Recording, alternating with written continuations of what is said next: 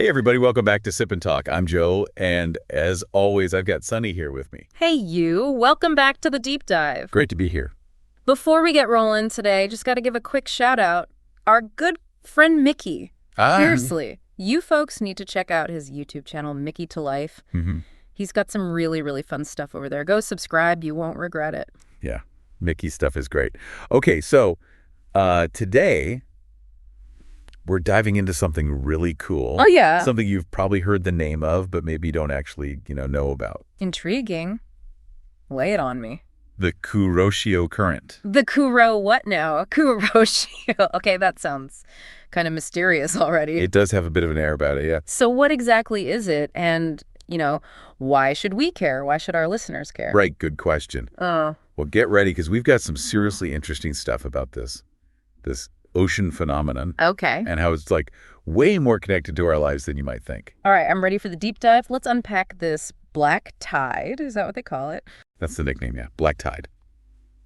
We'll get into why. It's got a surprisingly big impact. Okay, let's start at the beginning then. The Kuroshio current? Well, at its core, it's a really powerful, warm ocean current. Warm, okay. Whereabouts? It's in the Western Pacific Ocean. Think of it kind of starting east of the Philippines. Gotcha. Then it flows up along the east coast of Taiwan, heads past the southeast side of Japan. Right. And eventually it actually joins up at the North Pacific current. Okay, so it's like a massive river within the ocean, a warm one. Exactly. A kind of oceanic highway, you could say. Yeah, you mentioned the nickname black tide. That sounds, I don't know, a little dark, like maybe it's polluted or something. Yeah, that's what a lot of people might think. Mm-hmm. But it's actually not about that at all. Oh. The name comes from its color. It's this really deep blue, almost blackish appearance. Okay. But why? If it's not pollution, what causes that? It's actually because the water is incredibly clear. It has very few suspended particles, like bits of sand or plankton compared to other waters. So super clear water looks black? How does that work? Well, because it's so clear, it absorbs most wavelengths of light, but reflects the deep blue and violet ones really well. Ah, okay. Like looking into really deep, clear water far from shore. Precisely. And apparently, Japanese fishermen were the first ones to really notice this characteristic, and, well, they named it what they saw. Kuroshio literally means black tide in Japanese. That's actually pretty cool. So not ominous, just really, really clear. You said it's powerful, too. Oh, yeah. Very powerful. Like, how powerful are we talking? Is it just kind of meandering along? No, definitely not meandering. Think fast moving. We're talking speeds of about 2 to 4 knots. Wow, okay, that's moving. And it's wide, about 100 kilometers across. 100 kilometers? Mm-hmm. And deep, too. It goes down maybe up to a kilometer deep in places. Whoa, okay, that's enormous. It must be moving an unbelievable amount of water then. You have no idea. The volume is just staggering. It transports up to, get this, 65 million cubic meters of water per second. 60 million cubic meters every second. Every single second, yeah.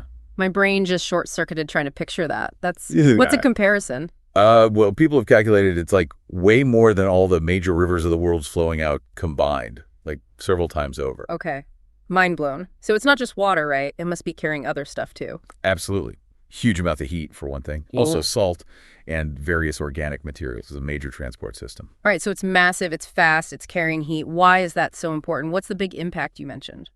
Well, first off, climate regulation. It's huge for that. How so? The Kuroshio region is one of the strongest areas on the whole planet for heat exchange between the ocean and the atmosphere. Ah, so it's like a giant radiator or maybe an air conditioner for the planet. Kind of like that, yeah. It significantly shapes the climate of East Asia. Okay, give me an example. How does it affect things day to day or season to season? Okay, well, for instance, studies have shown that over the last 40 years or so, the temperatures in the Kuroshio region have been rising. Right, with global warming. Exactly.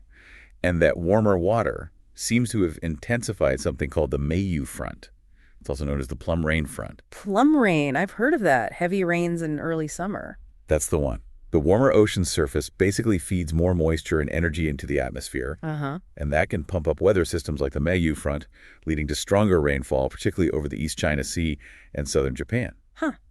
So warmer current, more intense rain. That's a direct link. Seems to be, yeah. And on a more, maybe, personal comfort level. Yeah. Changes in how the Kuroshio behaves can also make summers in places like Tokyo hotter and definitely more humid. Ugh. humidity. Nobody likes sticky summers. Okay, so it definitely messes with the weather. What about life in the ocean? Oh, absolutely critical. Right. Which is funny because the Kuroshio itself, the main current, it's actually relatively low in nutrients. Wait, low nutrients, but isn't that bad for sea life? I thought you needed nutrients. You do, but here's the interesting part. Even though the core current is low nutrient, it plays a key role in creating incredibly rich fishing grounds along its path. How does that work? Seems contradictory. It's about what happens at the edges and where it interacts with other water masses. When the warm Kuroshio water meets colder, deeper water, it can cause something called upwelling. Upwelling, where the deep water comes up. Exactly, and that deep water is packed with nutrients, nitrates, phosphates, all the good stuff.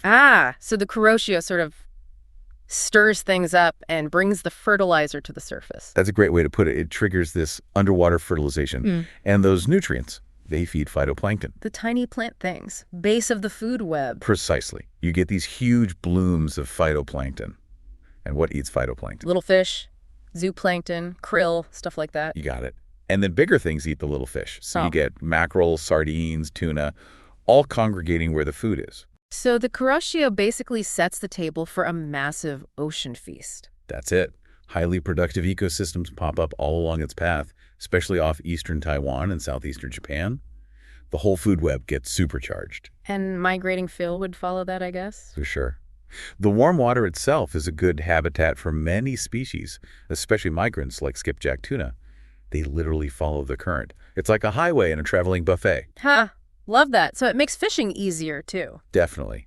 The strong current can sometimes concentrate the plankton and small fish along certain boundaries, or eddies. Okay. Which means denser schools of fish, making them easier for fishermen to locate and catch. It all connects. So if the Kuroshio changes its path or temperature even slightly, that could really impact fisheries. Hugely. There's evidence showing that shifts in how the Kuroshio flows into places like the South China Sea or the Taiwan Strait directly affect catches of things like Japanese eels. Wow. Eels, that's specific. And that hits local economies hard, I imagine. Absolutely. It's not just abstract science. It's people's livelihoods. Right. And what about animals we don't necessarily fish for, like whales or turtles? Them too. The Kuroshio is a major factor in their migration routes and where they find food. Specific habitats are shaped by it. Sea turtles, certain whale species. Some are really, really dependent on the whole ecosystem the Kuroshio supports. And you mentioned coral reefs earlier? Yeah, the health of coral reefs in the region is also linked. They thrive in the warm, clear waters the current brings, but they're also vulnerable to temperature changes and other stresses, which the current can influence. Man, this current has its tentacles everywhere. What about extreme weather? Typhoons? There's definitely research looking into that. The thinking is that changes in the Kuroshio's temperature and flow could potentially affect the intensity of typhoons, or maybe even steer them along different paths. So it could make them stronger or weaker or change where they hit land? Potentially, yes. It's complex, but the ocean's heat is the engine for typhoons. So using data from the Kuroshio could maybe improve weather forecasting accuracy for those big storms. That would be incredibly useful. And it also ties into broader patterns, like the East Asian monsoons and rainfall, especially as climate change throws more variables into the mix. Okay, so it's influencing weather, climate, fisheries. What about the not-so-nice stuff, like pollution? Yeah, unfortunately, that's part of the story, too, because it's such a strong current. It concentrates things. Exactly. It can act like a conveyor belt for marine debris, plastics, other contaminants. These can get concentrated in certain zones along its path. Not good for the ecosystem or fishing. Definitely not.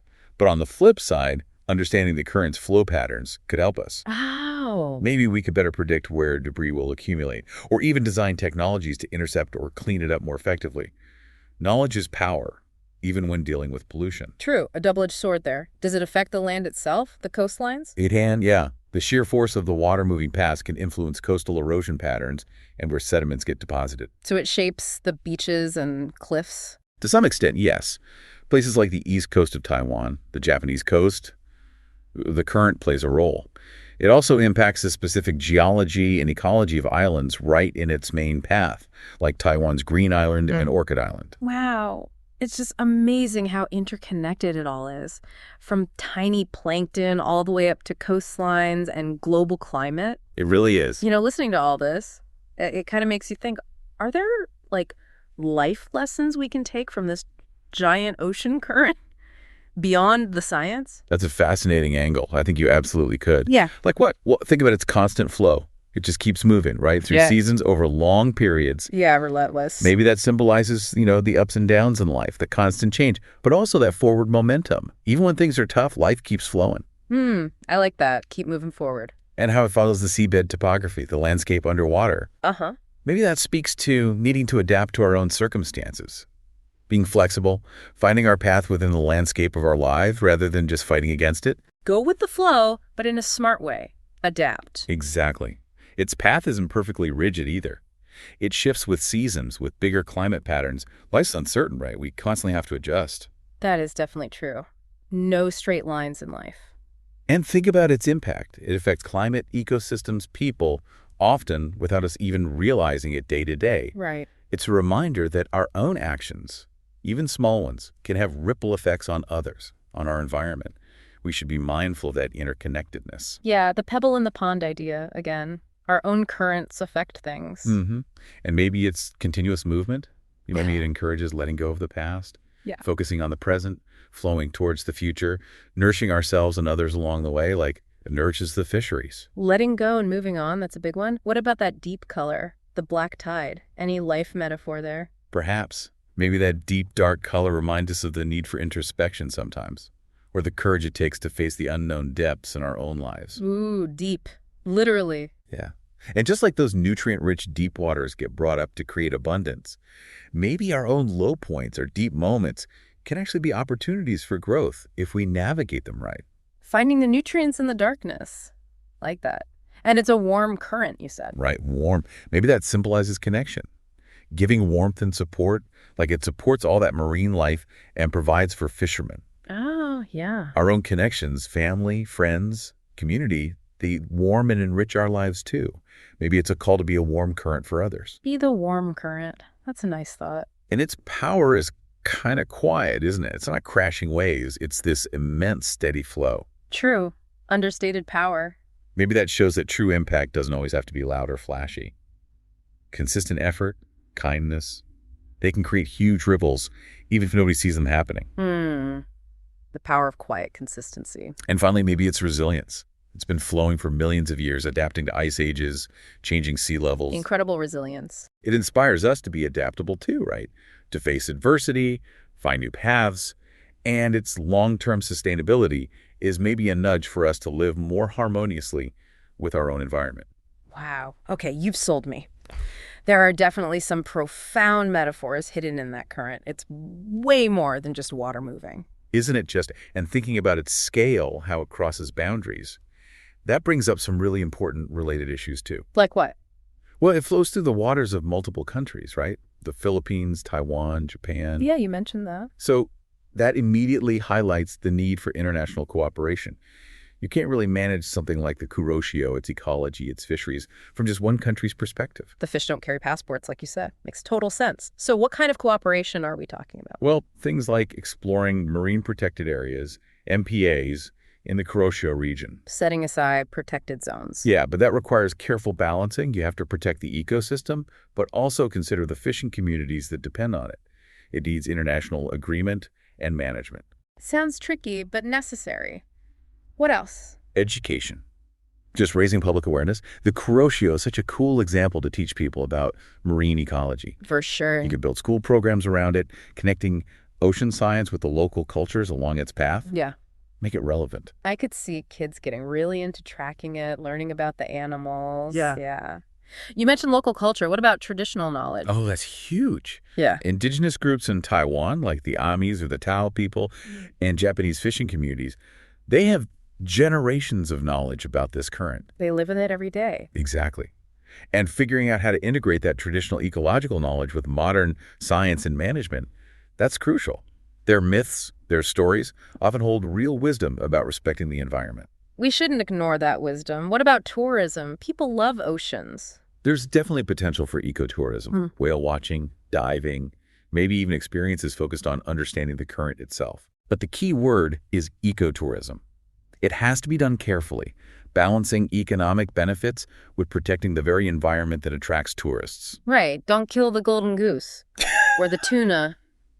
We touched on climate change affecting rainfall, but what about the current itself, long term? That's the million-dollar question, really. How will climate change affect the Kuroshi's speed, its exact path, its temperature? And the knock-on effects. Exactly.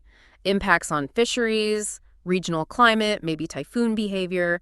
Coastal communities might need to seriously adapt their industries. We desperately need Kuroshio data plugged into climate models to get a better picture. It's a critical piece of the climate puzzle for that region. Yeah. And assessing the ocean's health there.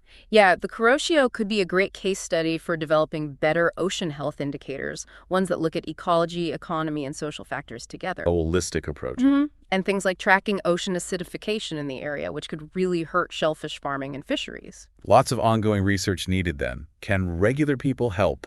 Citizen science. Absolutely. Yeah. There's huge potential. Encourage fishermen, divers, coastal residents to record observations, water temperature, fish sightings, maybe debris. Like a neighborhood watch for the ocean. Kinda, yeah. Apps, social media.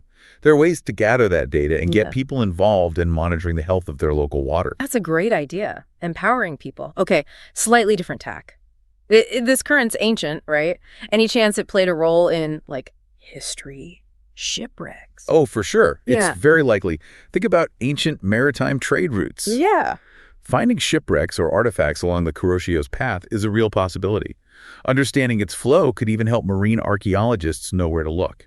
It was probably a key factor in the maritime Silk Road Pacific trade, a natural conveyor belt for ancient mariners. Wow, imagine ancient ships being carried along by the same current. That's wild. One last thing, it's so powerful. Any thoughts on using it for energy? People have definitely looked into it. Ocean current power generation. Harnessing the flow. Yeah. The feasibility, the environmental impact. Mm-hmm.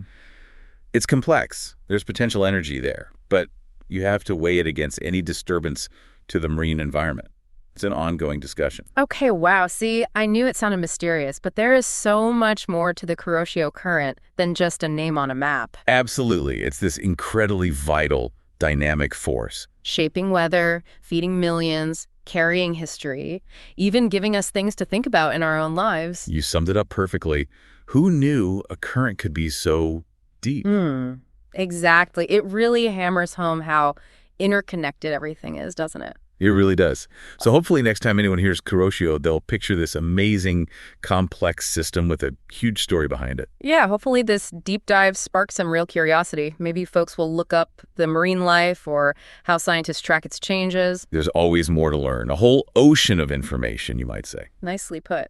Well, thanks for joining us on this fascinating exploration. My pleasure. Until next time, everyone, keep diving deeper into the world around you.